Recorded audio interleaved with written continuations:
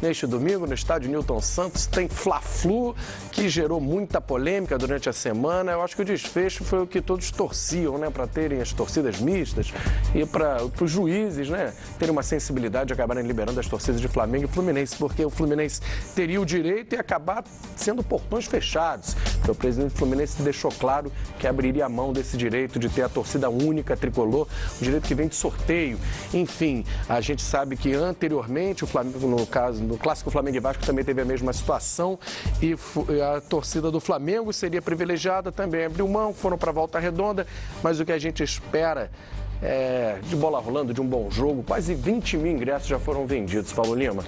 Olha, a consequência disso, o que eu espero é a campanha que os dois presidentes manifestaram no dia de hoje e principalmente através do Flamengo, com essa consciência de sociedade, né, de bom senso, de educação, de respeito ao próximo e, acima de tudo, mostrar um poder público eficiente, né? É um policiamento reforçado, claro, orientando, muito mais orientando de qualquer outra maneira, mas dando tranquilidade para que as pessoas possam, dentro do estádio, que é onde importa, porque fora dele é o poder público que tem que tomar as condições, né? É a Polícia Militar, é a Guarda Municipal, é a Polícia Civil, enfim, se for necessário, a Polícia Federal, enfim, botar todo um aparato para que o torcedor tenha direito de chegar em campo. Mas a consequência maior que eu vejo nisso é depreciar demais o público que possa estar no Engenhão. 18, 20 mil ingressos vendidos em cima da hora é pouco, gente. Tivemos quase 40 mil torcedores hoje lá na Arena. 36, mais ou menos, foi o maior público do ano na Arena. Tivemos um Grêmio internacional, ainda pelos arredores do Campeonato Gaúcho, não tem nada desse sentido, quase 46 mil torcedores. É a decisão da Taça Guanabara. Lembrando que a última vez que a Taça Guanabara foi decidida foi em 2014, Fla-Flu. Abel era o técnico naquela oportunidade do Flamengo e depois disso, em 2015, pela Taça Rio, quando o Abel era técnico do Fluminense. De lá para cá não tivemos mais decisão entre essas duas equipes nesses dois turno e retorno, Taça Guanabara e Taça Rio. Portanto, a oportunidade que tem amanhã, e eu não falo do torcedor carioca não, porque o Rio de Janeiro, ele agrega, assim como os grandes estados do Brasil, gente de norte a sul do país.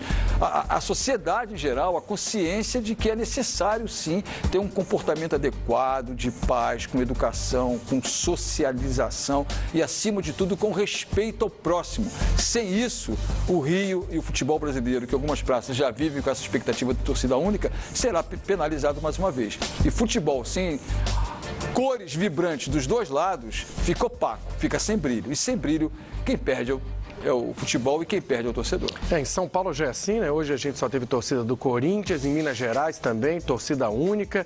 Agora, o Sormani, a gente fica na torcida para que amanhã, tanto rubro-negros e tricolores tenham um bom comportamento, né? Depois de tanto esforço, a mobilização dos presidentes. Você acha que isso aí pode influenciar o comportamento do torcedor? O torcedor pensar, mas lógico que não tem que brigar nunca, que não está com nada, mas de repente aqueles que vão para o estádio para brigar não podem pensar bem, poxa, os presidentes estão juntos, toda essa mobilização para a gente poder assistir a partida, será que isso passa na cabeça desse torcedor brigão e amanhã a gente torce para não ter nada, né? Porque ia ser muito feio depois de tudo ter um caso de violência nos arredores ou dentro do estádio Newton Santos.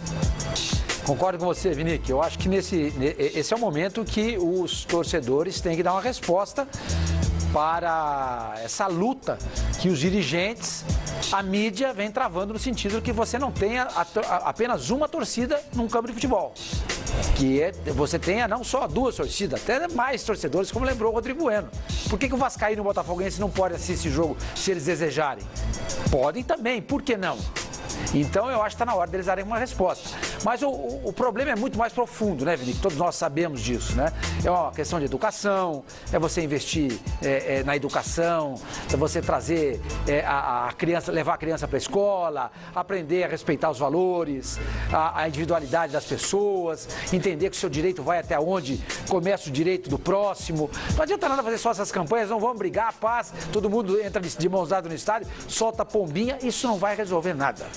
Me parece que essa é uma geração perdida. Uma geração perdida. Aliás, não tem nada a ver com aquela geração do Hemingway, da Gertrude Stein, do Picasso e tudo mais, que motivou aquele filme lá, o Meia-Noite em Paris. Ele ficou conhecido aquela geração como geração perdida. Mas essa é uma geração perdida no sentido de que parece que ninguém respeita nada, ninguém respeita ninguém, e a violência é o que fala mais alto, lamentavelmente, no Brasil nos dias de hoje. Eugênio, falando um pouco do jogo em si, né? Que a gente ficou durante a semana toda falando dessa causa. Enfim, o Flamengo chega mais forte, é favorito. Você vê o time do Flamengo mais entrosado, mais preparado que o do Fluminense? Não, ao longo do campeonato o Fluminense teve mais rendimento que o Flamengo. O Fluminense mostrou um futebol mais interessante que o Flamengo, embora o Flamengo seja o único com 100% de aproveitamento. E é claro que é um excelente time. Mas para o jogo de amanhã especificamente chega. Primeiro pelo aspecto físico. O Fluminense jogou meio de semana, Copa do Brasil contra o Sinop, Mato Grosso. Fez uma viagem muito desgastante de volta, porque pelas condições meteorológicas foi obrigado a fazer uma viagem de 7 horas de ônibus até pegar o avião para o Rio de Janeiro. Chegou, 500 quilômetros. Chegou já na manhã de ontem, treinou ontem de manhã. Ontem à tarde para o jogo, e o Flamengo, enquanto isso, ficou descansando. O Flamengo não jogou no meio de semana, vai jogar só na quarta-feira contra o São Lourenço pela Libertadores. Então esse aspecto dá uma condição muito boa, além dos desfalques. O Fluminense não vai ter o Gustavo Scarpa, seu principal jogador, ainda não anunciado oficialmente. Está na dúvida, mas provavelmente não terá condições de jogo.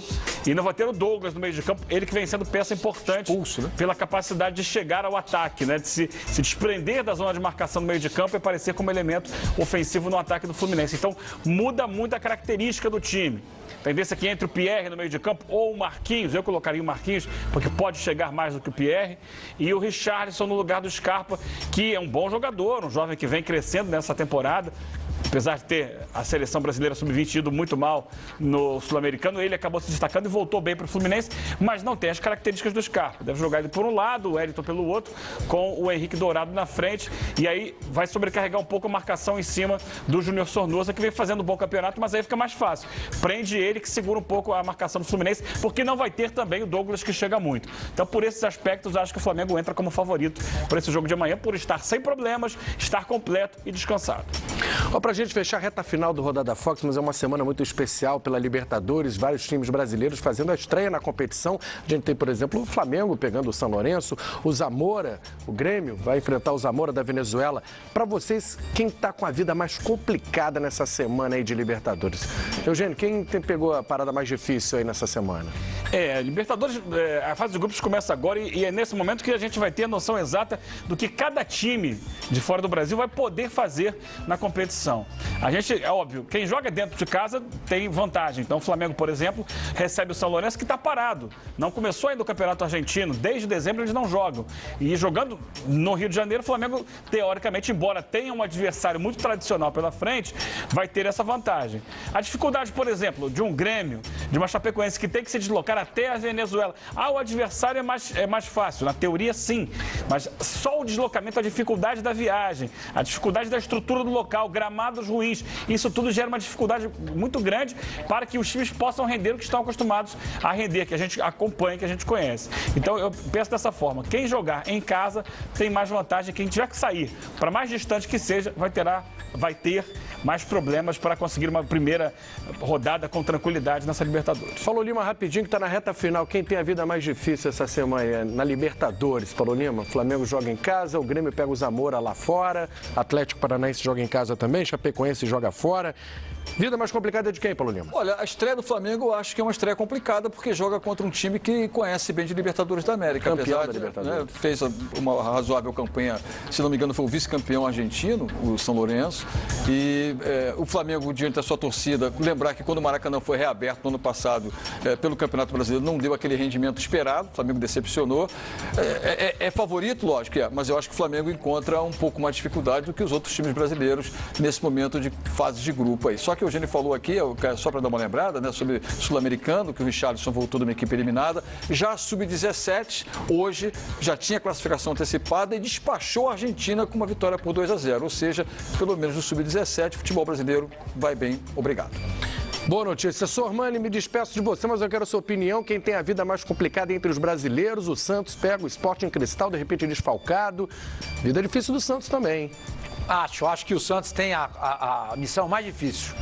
Tem muitos desfalques, vem numa campanha muito irregular, para não dizer ruim, no Campeonato Paulista.